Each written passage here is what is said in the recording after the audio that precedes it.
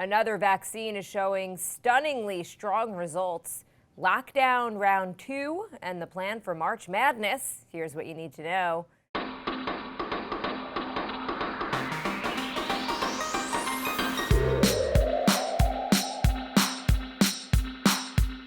Good morning. This is Cheddar's Need2Know podcast for Tuesday, November 17th. I am Jill Wagner with Carlo Versano. Hey, Carlo.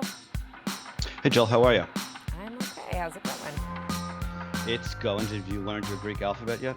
I have not. But my friend Jenny, who I was in a sorority with, messaged me singing the Greek alphabet, which was great. And I realized I totally slacked when I was in college. I 100% should have learned it. I don't know how they let me through. But they did, and you were a great theta. No, I was a phi. Oh, I thought you were theta. Okay. Well, conversation for another time. Yeah, let's move on. Okay, let's start with some pretty good news. A second coronavirus vaccine showing extremely positive results in ongoing trials. Moderna, which is part of the White House's Operation Warp Speed, reported that its experimental mRNA vaccine is 94.5% effective in stopping COVID-19. Importantly, the results noted that the vaccine is showing to be effective in elderly and minority patients, the groups at highest risk. And it follows the news last week that Pfizer's vaccine, which has used similar technology, is over 90% effective. Pfizer, again, we want to note, not part of Operation Warp Speed, but Moderna was, right, Carlo? Yeah, they got $1 billion from the federal government. I got to say, I mean, props to President Trump and the White House for Operation Warp Speed. It appears to be, I mean, it's still early, but it appears to be a huge success. And they deserve credit for that. They messed up basically every other part of this, but that is a big deal. The big difference between Moderna and Pfizer, I just want to make this clear. The Moderna drug doesn't need to be stored at ultra low temperatures. It is stable in 30 degrees in like a normal kitchen refrigerator. So that's really good news in terms of, what we've been talking about, Joe, which is just like the logistics of distributing this. It means it can just sort of move in regular refrigerated trucks. It doesn't need special equipment. So that's very good. One of the big unknowns, I think, is just how long immunity is going to last, right? We still don't know. Is this, you get the shot, you need another shot a year later, 6 months later, never again. So we'll have, we won't know that again until people start getting reinfected, if they do get reinfected. But look, there's no question. This is just phenomenal news. All we got to do, guys, we just got to get there. We just got to bridge this gap.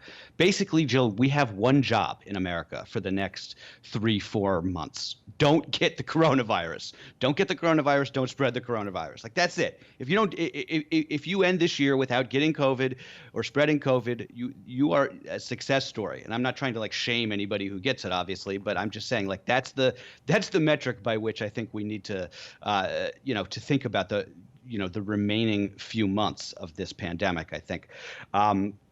Another thing that's a little bit interesting about the vaccine stuff, Jill, is just one of the positives from this huge surge that we've been seeing.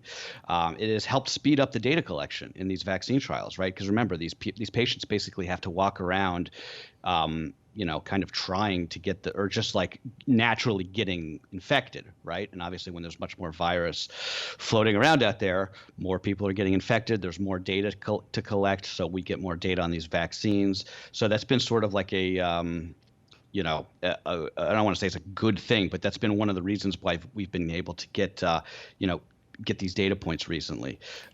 So yeah, look, great stuff. And by the way, when I made that prediction yesterday morning, I did not know this was imminent. Sure. I'm not downplaying. I know you took a bit of a victory lap, and I want to give you kudos for it. I think you need to challenge yourself to do harder predictions, because we got the Pfizer results last week. They used the same exact technology. So it was pretty obvious that this one was going to be successful as well. And we knew we were going to hear from Moderna. So I don't want to totally rain on your parade, Carlo, but that was a prediction that just unfortunately seemed pretty obvious. But totally, you can mansplain it to us all you want. Oh, give me a break. Oh, okay. I know. You really don't deserve that, because you're not at all like a mansplainer. So I apologize for that. Okay, I think you make a very good point. Just we need to get to that finish line, and this news is coming as the virus continues its uncontrolled spread across the U.S. More restrictions are being added in cities and states by the day. California governor says it is, quote, pulling the emergency brake on its reopening. Philly banning indoor gatherings, Iowa mandating masks. We're likely to hit 250,000 deaths in this country sometime this week. Are we we're still debating masks? That's still happening in this country. Truly mind-boggling. It is truly mind-boggling. The saddest thing, I don't know if you saw this, was sort of going around on social media yesterday. This nurse in South Dakota, she was interviewed on CNN. She was talking about how she had some patients who were talking about how the virus was fake as they were in the hospital dying of the coronavirus. Literally their dying breaths we're saying I can't believe this is happening to me. This isn't real. We have such a serious misinformation problem in this country that it's not just going to go away when President Trump is gone. It's much deeper than that. But I don't want to get off on that. That's a topic for another day. We'll have plenty of time to discuss that. But what you're saying about the really masks, quick though, there are hearings today. Some of the tech companies. There's going to be hearings on misinformation spread on social media today on Capitol Hill. Right. So social media. That'll give us an opportunity to talk about it tomorrow. maybe we'll delve into it a bit tomorrow. Yeah. I still just keep thinking about El Paso. There are literally refrigerated trucks lined up outside the main hospital in El Paso, and you can walk down the street in downtown El Paso and go into a bar. Inside, you can sit in a bar and have a drink. Because the state appeals court overturned the stay-at-home order there, and I'm not blaming those bar owners and those businesses in a city like El Paso. I'm sure that they feel like they're in a no-win situation, right? It's if you can either shut down and go out of business, or you can have people there and risk spreading this virus in a place where it's already out of control. It's just another, I think, example of the failure of government to really have to put any business in that position.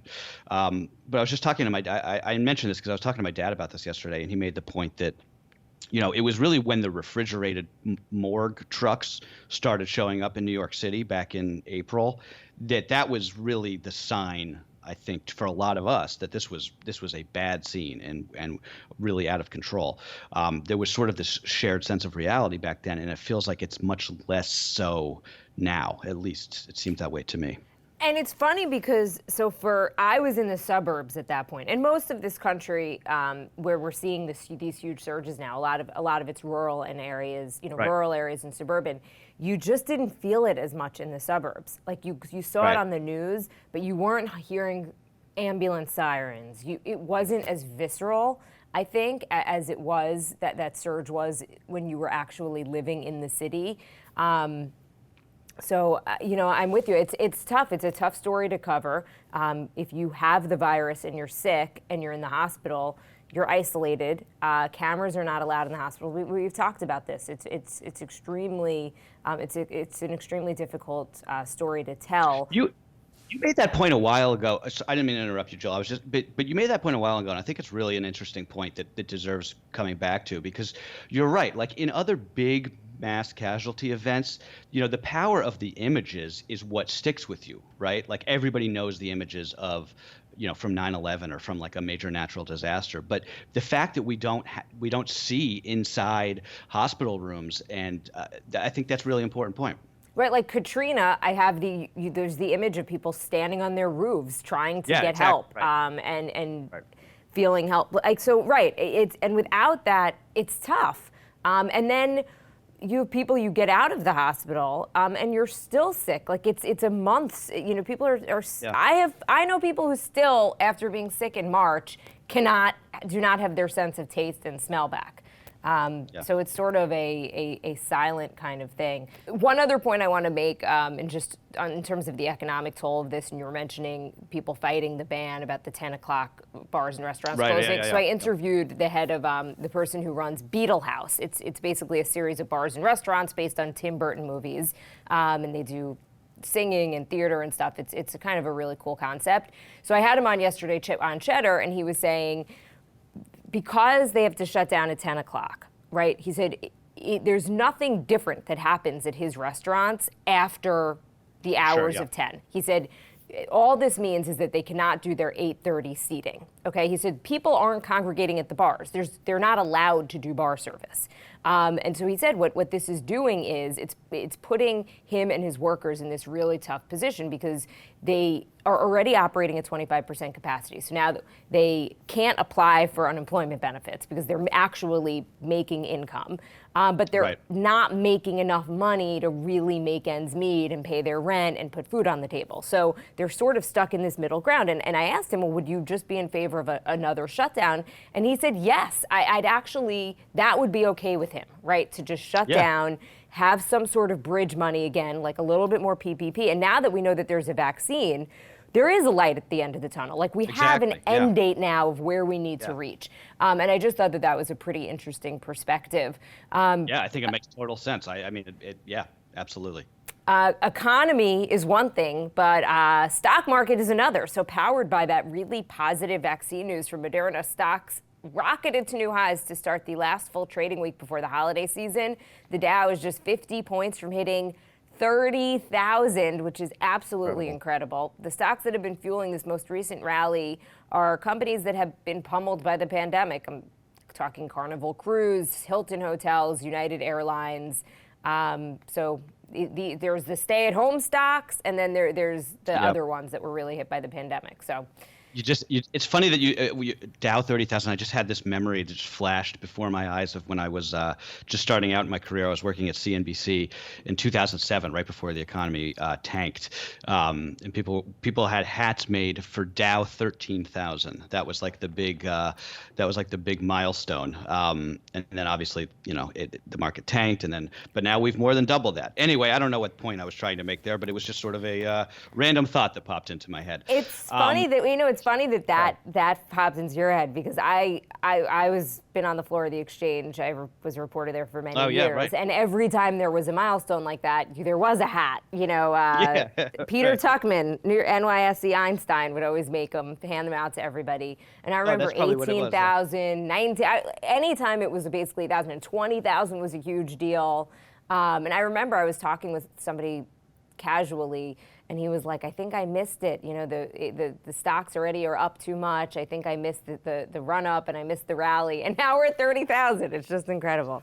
Well, I mean, I understand why the market is ripping on this vaccine news and the positive, the sense that we're headed towards the light at the end of the tunnel that you mentioned. But to me, it still just seems so viscerally weird to see this as the pandemic is getting worse by the day. But the stock market, like you always say, is not the economy. So.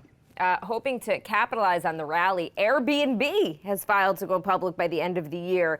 That IPO would be about $1 billion market cap. The home sharing service managed to turn a profit last quarter despite the headwinds that the hospitality industry has been facing all year. And despite the company being all but written off in the early days of the pandemic, Airbnb plans to list on the NASDAQ sometime next month under the ticker symbol ABNB. Airbnb is a fascinating sort of story, right? Like you said, I mean, back in March and April, if you were like, what's one thing that is going to absolutely collapse in the middle of a pandemic? It would be this idea that people are going to want to rent their homes out to strangers, or that strangers were going to want to rent some stranger's home, right?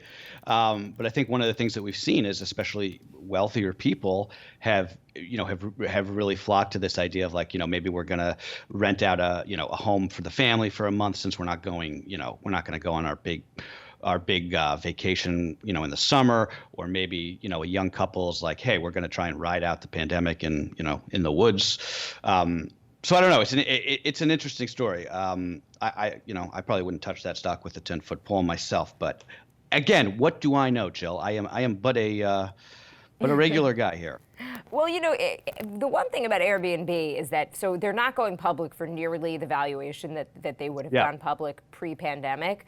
But you can argue that just fundamentally they are a stronger company because of the pandemic, they just had to get back to their core business, which is these home rentals. So they had already tried to do all of this expansion and move away from that. And they also, unfortunately, had to lay off a lot of people. So they are a leaner company now. Yeah. Good point. And again, when you are traveling, that's one thing people are doing, right? They're driving to an Airbnb and they're staying there for a while. Some important headlines in the presidential transition or lack thereof. President Trump reportedly was talked out of launching a military strike on Iran last week in response to reports that the country had increased its stockpile of uranium.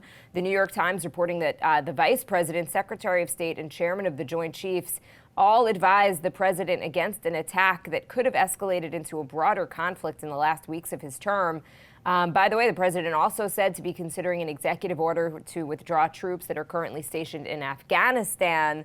That could be imminent. Meanwhile, President-elect Biden took a sharper tone, warning that the continued delays in the transition process risk harming the government's pandemic response, particularly any type of distribution of a vaccine.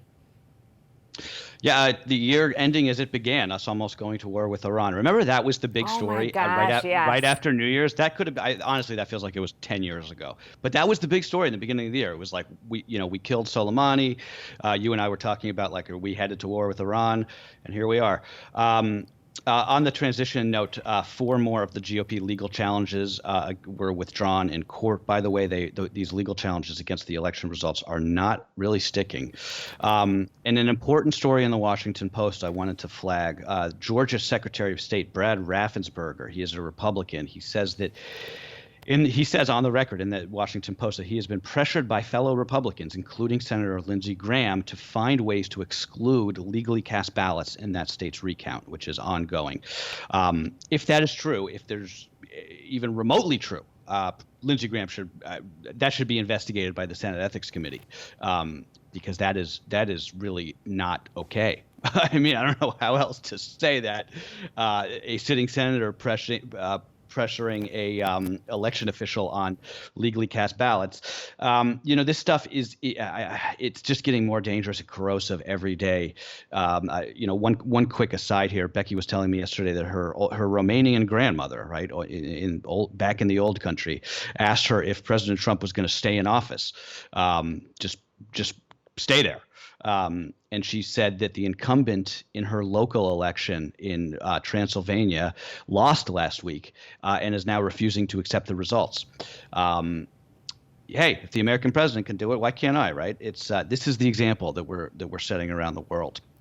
And by the way, one other quick thing. Yesterday, I made some snarky remark about how great it's going to be to have a president in exile. I was being sarcastic, just in case that didn't come across. I don't actually think that's a good thing. But just as a mom who's trying to raise a daughter, and as somebody even who played sports growing up, my dad is a longtime basketball coach. You've got to learn how to lose. It's part of life. You play the game. You play as hard as you can.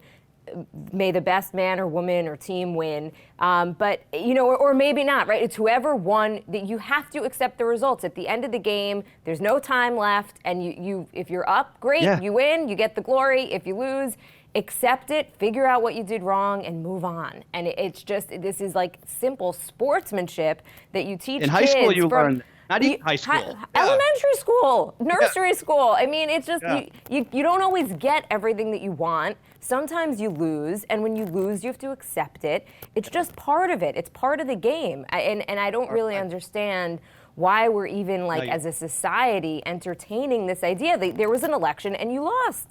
Move on. I remember for me it used to be in high school. If you were called a sore loser, that to me was like one of the worst things you could be called. Like maybe that was just me, but I used to hate the idea that somebody would call me a sore loser. I still remember growing up one person who was the biggest sore loser, and it's funny. And I said to his name came up recently, and I said to my dad, I wonder if he's still such a sore loser. And it's like, it's the worst thing. I totally agree with you. It's like, right? You never wanted to be labeled a sore loser or blame the ref or whatever. Like when you're playing sports, there's always bad calls, but ultimately you got to move on. If you have a bad call, complain a little bit, then you move on. Exactly. Yes, exactly. I'm now this huge football fan with my husband, and there's bad calls all the time, and he screams and whatever. But then you continue playing. It's just, I've never seen. It's just bonkers what's going on right now. Speaking of sports, there will be March Madness next year. come hell or high water, the NCAA has announced that Division I college basketball tournament will be played entirely in Indianapolis next March, ideally at a single site. So basically, they're bubbling the tournament. The status of the women's tournament, I should note, still unknown. The college basketball regular season starts November 25th. I remember when March Madness was canceled, Carlo. That was like, to me, I was like, this is going to be bad. That's what I was This is a different year. I was thinking about that exact thing last night. It was like, what were the events where you really? I mean, you and I were sort of not to give us too much credit. It's not like we're Nostradamus over here. But you and I were pretty good about knowing that this was headed to a bad place in the early days. But there was a sense. I remember talking to my buddies. There was a sense when they canceled March Madness, whenever that was, mid-March, early March, that this was starting to seep into regular people's. I don't mean regular people, but you know what I mean. Just like, Like people if you're not in the news business and following. Yeah, exactly. Yeah. That was really the thing. It was that, Tom Hanks getting it, and the NBA season finally being canceled. That's when you really knew. But yeah, this is good news if you're a business in Indianapolis, I guess. But yeah, that'll be good. Hopefully by March we are in a new place. Yes. So we can. I'm with you. All right, we're going to leave it there. I'm going to just dream of watching my Wolverines play basketball this year because football has not been kind to us, if I dare say. Okay, that's what you need to know for Tuesday, November 17th. Bye, guys.